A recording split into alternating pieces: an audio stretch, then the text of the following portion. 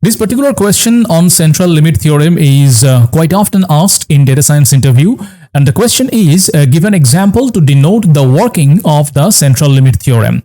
Now, first the definition, CLT or central limit theorem states that the distribution of sample means approaches a normal distribution as the sample size increases regardless of the shape of the population distribution, provided that the population has finite variance.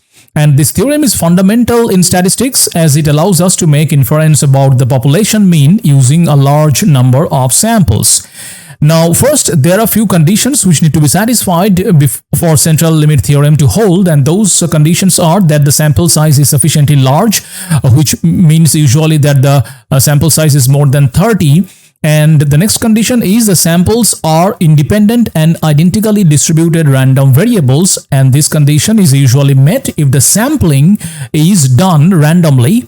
And the third condition is the population's distribution has finite variance.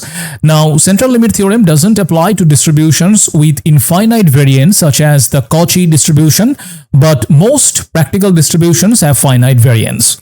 Now, let's consider for the example of central limit theorem that we have a small island with 10,000 inhabitants where we want to estimate the average height of the entire population. And due to the island's diverse genetic background, we assume the height distribution is not normal. To study the average height, we will use the central limit theorem. So first assume that after conducting the study, we collected a few information which are the total number of samples are 1000. Each sample size is 50, and the population standard deviation is 10 centimeter. Now let's go through the steps with central limit theorem to calculate the average height of the entire population. So step 1 is that we take the random samples of 50 inhabitants, measure their heights and calculate the mean height for this group.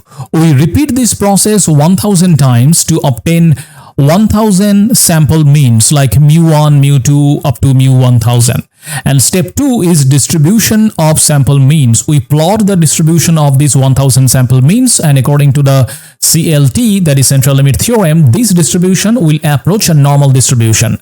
Step 3 is calculating the mean and standard deviation. Let's assume that after calculating mean for each of the 1000 samples, we find the average of these sample means is 165 centimeter, and the standard error is calculated as sigma divided by root over or square root of n, which in this case will give you 1.414, which is the standard error. And now you calculate the confidence interval. To construct a 95% confidence interval, we use the formula that is a confidence interval equal to mu plus minus z multiplied by standard error. For a 95% confidence interval, the z-score is 1.96. So the confidence interval in this case will be 165 plus minus 1.96 multiplied by 1.414 centimeter, that is 165 centimeter plus minus 2.77 centimeter.